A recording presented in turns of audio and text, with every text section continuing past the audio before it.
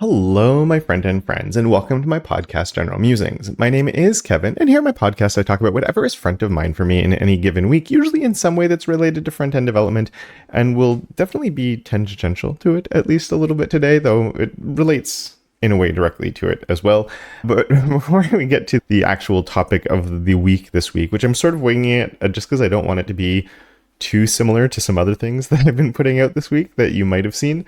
But yeah, before we do that, I do want to do a quick little bit of housekeeping just to let you know. I might have talked about this last week. I haven't been posting about it in places and other stuff though, but I'm doing a live in-person workshop in New York City on June 24th with the Smashing people. I think I did talk about this last week, so I'll keep it short. But if you're interested in it, I'll put a link in the description where you can grab a ticket for that. I think it's going to be a lot of fun. It's called the New CSS Toolkit, and we're going to be talking about new CSS stuff where the majority of it is either usable now or usable as a progressive enhancement.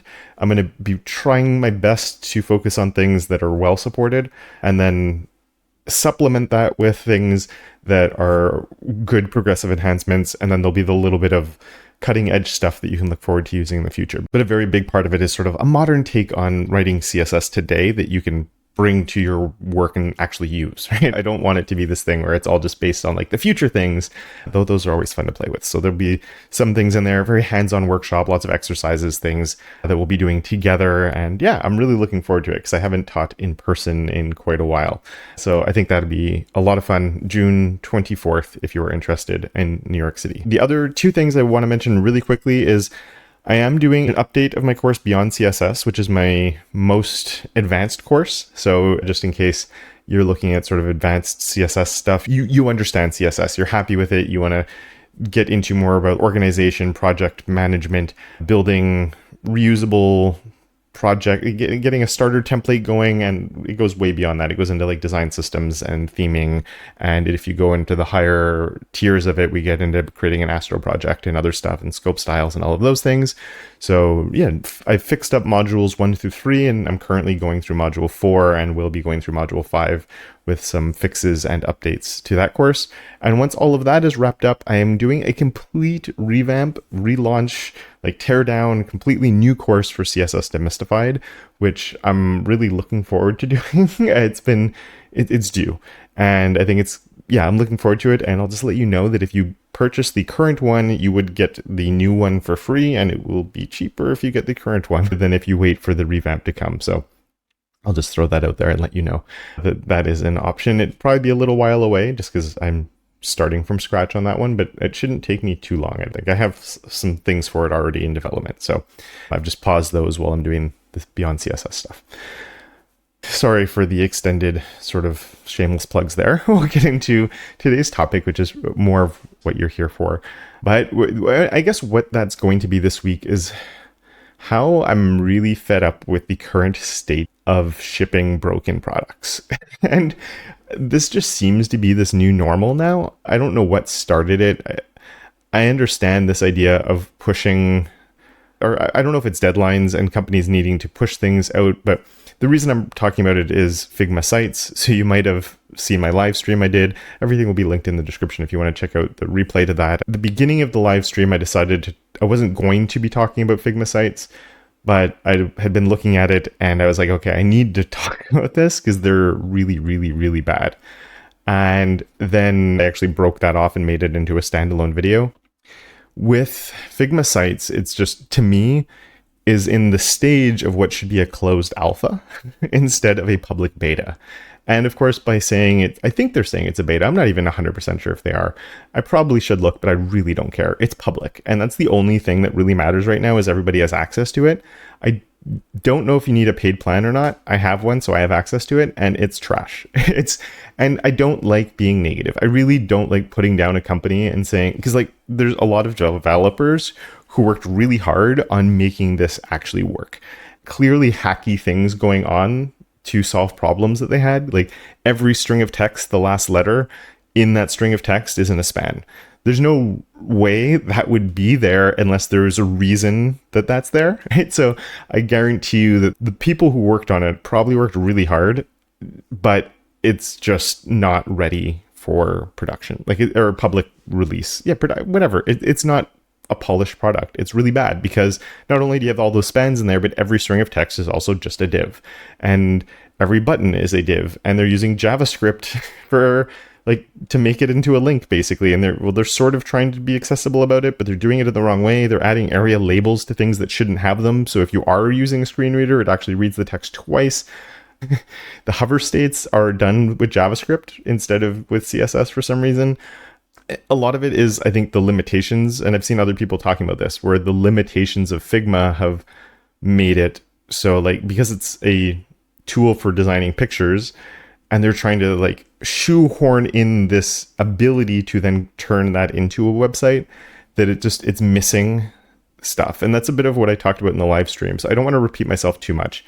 But it was just, I feel like there's a layer missing within their UI. And when you go to their sites thing, they need this extra layer that enforces some sort of using semantic tags on things, the same way things like Webflow and Framer and other products like that do, these no-code editor thingies that do make you assign not only a style to something, but assign like a role or a semantic. I'm using, this is a section, this is a main, this is a heading, this is a paragraph. There's tools out there that do all of this without any code. So like, I just find they shipped something that was really broken. And I think when a company of Figma's size releases a product this bad, it should be called out on, which is why I'm actually talking about it. I don't like putting down something when I know a lot of people that worked on it worked really hard on it. And it's not necessarily their fault where it's at. It's the above people within the chain that are pushing for this to be like this. And at least that's my assumption of how this has happened.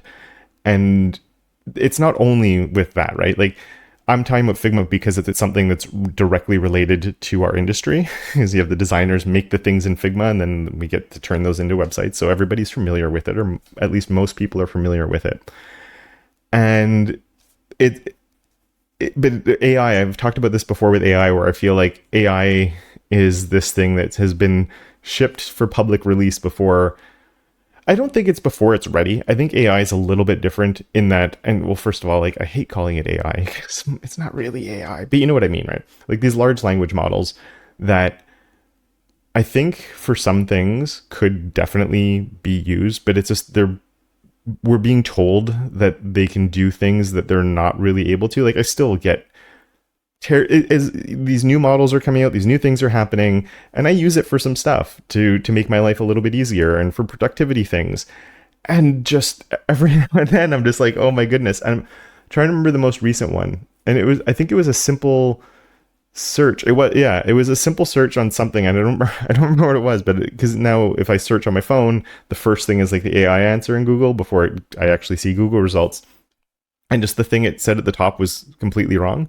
And I was just looking at it like, this isn't even a hard question. Like I was looking for like a clarification on something, and then it just for some reason decided to tell me something completely different, or something that I knew was wrong. And then I verified that it was wrong, and it was. And it's like, these tools can be used for pretty cool things. I'm talking to Tejas, who, if you don't know, does like lots of conference talks and stuff. That's how I've met him, was at a couple of conferences. And he's heavily involved with AI. And some of the stuff he shows me is so cool, but he's using it in really smart ways within like local systems to do specific tasks that you sort of set up to make it do those things for you, type of thing, like behind the scenes as like a back end that can like pull the information from the bank you've provided it to be able to do certain things. I don't want to get into the specifics. If I remember, I'll put a link to one of his talks where he showed some of this stuff off. And it's really cool, and using it in those types of ways, to me, is how it should be being used. And I guess the problem with that is it wouldn't be something that's public facing. It's something that would be like developer facing and back-endy stuff, which has huge use cases and is really powerful. But these companies need to be able to fund themselves. They need funding because they don't make money, right? They're losing money like crazy because it's so expensive to run these things. So they just need to like keep getting investor money. And to get that, you need the hype. And to get the hype, you need it to be public facing. And so that's why I'm not sure with the Figma thing. I don't know where they are at when it comes to being a public company versus private company. And I just have this sneaking suspicion that with Config coming up, which is their annual conference that they do where they announce all their new stuff, like that, by having that conference, it puts a deadline on when these things have to happen. And they had 4 products coming out at the same time that they were launching. And it's like, so like, why did they have the like, they could have done 2 and then just like held back, but obviously it makes it a lot more of a hype cycle around everything they're doing if they have 4 awesome cool new products all coming out once. Oh my goodness. And like, you just get distracted with all these things going on, and it makes the company look like it's like doing these amazing things when in reality it's not. And again, if you listen to the live stream or the video, I do apologize for repeating myself a little bit. But what I find disappointing most of all, I think, is the reason Figma got to where it is today is because it just made a better product than the competition. And I know not everyone loves Figma in general, but it still became industry standard because, especially early on, it just simply was better, right? And the free model helped, but I don't think it was just because of the free model that they went with. Like that got them the users using it, but if it was crap, people wouldn't have continued using it. And they did some really good stuff for a while, and then it just feels like now that they have that, it's sort of the same thing you saw with Adobe and like everything else, where it's like, okay, we're on top of the market now, so now we can do what we want. I don't know with them specifically, but and I'm talking about Figma, I'm talking about AI, but like you see this with so many products and so many things these days. It's so big in the gaming industry, right? Where the game has to launch. And then these days with the games, they're full of bugs, and then they just patch the bugs. And you always hear about how in the old days that wouldn't happen because you couldn't patch things, so the game had to be polished.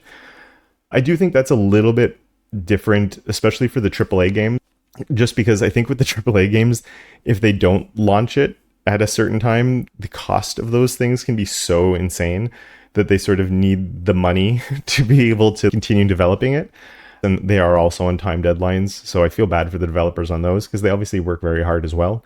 But I think that is a bit of a problem in that sense, that the companies see things in a way where it's like, okay, this is a model we can do to get it out so we can fund fixing the problems that are there. Like maybe there's a better way of doing things, but I don't know enough about the gaming industry. I don't want to comment too much there other than knowing like, okay, I might buy a game when it comes. I often now don't, because I'm like, it might be buggy, it might not be, but it's also hopefully going to go on sale eventually because games are expensive now and I don't have time to play them anyway. So I get them and then I play like 6 hours and I'm like, this is awesome. I have no time to play.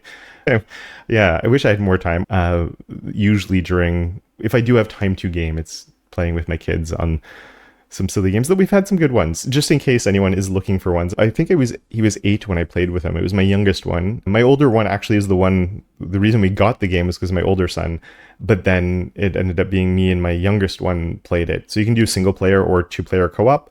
And so we did the 2-player co-op, and it's called Nobody Saves the World. And it's a really fun game. Really, really good. It's like a little arcade thing. It doesn't take that many hours to get through. I have 32 hours of time in that. And that was, I think we didn't get 100% completion, but we did both the full game and the DLC, and he was like 8 at the time, so it takes a little bit longer to get through it, but it was tons of fun playing that. I'd highly recommend it. And I'm trying to look quickly. I know I've played a few other co-op games with my kids over time, but I can't find any of them looking really quick now. It has been a little while since we've done other stuff, because lately we've been playing sort of things, I don't know, that I wouldn't recommend. They're not bad, just kind of boring. So actually, with my older son, we got into Portal, which was a lot of fun. That was a good one. We need to finish it. We stopped at one point because we got stuck on something. We should revive that. But we got pretty far in the game. So yeah, that was a fun one to get into it with him. He was 12 at the time, I think, when we started playing it. So a few ideas there if anybody has kids that they want to play some games with. We're really, really far off topic, so I do apologize for that. But yeah, I guess I'm going to wrap up there. Links to everything that I've talked about in the description, including the games. I'll put links to Nobody Saves the World down in the description. And I guess that's it for this week. So thank you very much for listening. And of course, until next time, don't forget to make your corner of the internet just a little bit more awesome.